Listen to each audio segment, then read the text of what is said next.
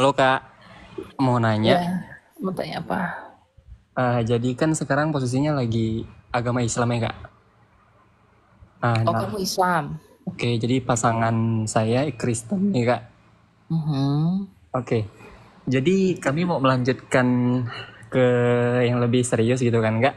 Mau nikah, Mhm. udah itu harus maunya satu iman Kak, iman Kristen gitu. Mhm. Nah, gimana sih Kak cara ngeyakinin diri sendiri gitu Kak? Untuk Oke, untuk tahu suka aku nih. Kristen jawabannya gitu Kak. Hmm. Jadi begini, bagaimana caranya kamu bisa yakin bahwa Yesus itu adalah pilihan kamu? Let me tell you, apa yang menjadi tujuanmu dalam bertuhan? Itu dulu. Apa sih yang kamu cari dengan bertuhan? Apa sih yang kamu cari dengan memiliki ilah? Itu apa yang kamu cari sebenarnya? Jadi kamu harus mulai tanyakan itu pada dirimu sendiri. Apa sih yang saya cari dengan bertuhan? Pasti semua orang ingin mencari apa? Sorga. Semua agama mengajarkan sorga. Tetapi kamu sadar nggak? Kamu bisa nggak berharap sorga dari orang yang mati dan tidak hidup? Mungkin nggak kamu mengalami sorga kalau kamu mati?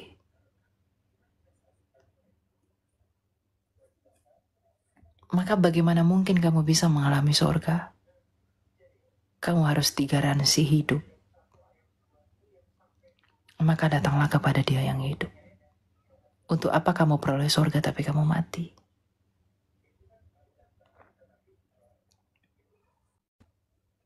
Itu yang penting. Makanya kebangkitan Yesus itu adalah puncak dari berita Injil itu. Kalau Dia sendiri dapat membangkitkan dirinya dari kematian, yang dimana kematian itu adalah kuasa yang membuat kita tidak bisa kepada surga. Maka Tuhan Yesus yang telah mengalahkan kematian dan telah naik ke surga, Dia telah melakukan itu kepada dirinya sendiri. Lantas dengan alasan apa kamu ragu bahwa melalui iman kamu tidak akan beroleh hal yang sama seperti Dia? Apakah yang kamu harapkan dari orang yang mati dan membusuk? Kamu bisa berharap apa dari bangkai? Semua orang bisa ngomong Tuhan, tapi apakah dia punya otoritas membawa kepada apa yang dia ucapkan itu? Tapi Yesus Kristus sendiri berbeda. Dia telah berbicara apa hidup itu, dan dia membuktikan bahwa dialah hidup itu dengan bangkit dari maut. Sejak semula manusia dicipta untuk hidup, bukan untuk mati. Mati itu adalah karena dosa. Maka Tuhan Yesus datang ke dunia ini untuk mati, agar dia bisa mengalahkan kematian itu.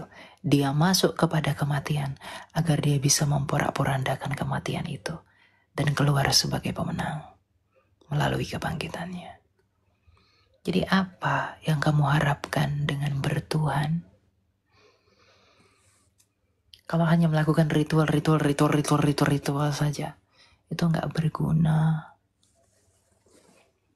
Anggaplah semua agama itu sama. Anggaplah semua Tuhan itu sama. Tapi pertimbangkanlah klaim yang di mana yang lebih sesuai dengan nuranimu. Mungkinkah hal yang kamu anggap tabu di dunia ini akan kamu anggap baik di surga? Tidak. Kamu punya hati nurani. Pikirkan itu. Ya, kamu renungkanlah itu. Yesus itu bangkit tidak dilihat 1-2 orang. Dia dilihat ratusan orang. Karena 40 hari dia menampakkan diri ke kota. Tidak ada yang menyangkali bahwa dia hidup kembali. Nothing.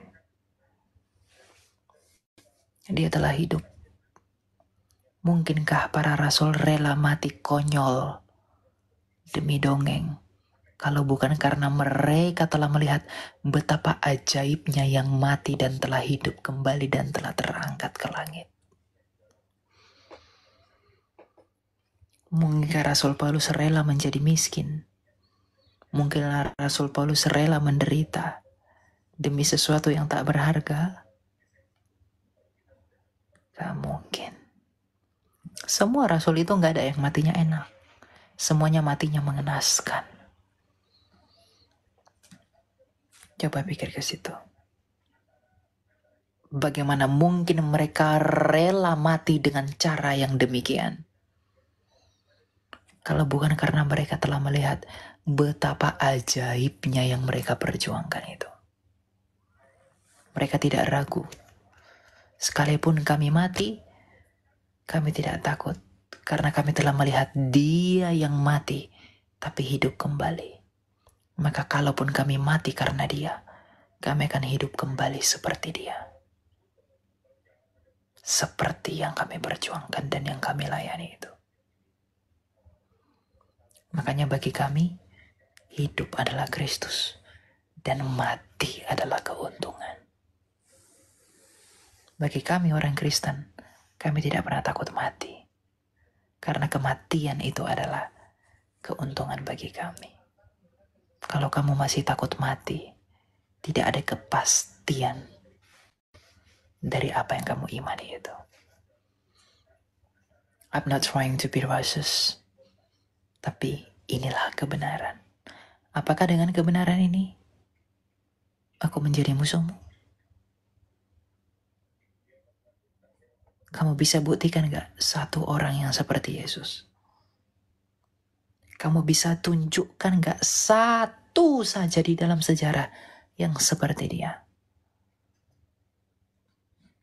Kamu tidak akan pernah bisa. Itulah cara Allah itu. Itulah terang itu bercahaya. Di dalam kegelapan, lilin itu akan terang sendiri. Maka Yesus di dalam gelapnya dunia, Dia berbeda sendiri. Maka tidak ada yang seperti Dia. Karena Dia adalah terang dunia. Percayalah sama Dia. Itu aja, ya. Gitu. Kita nggak punya kuasa maksa kamu jadi Kristen.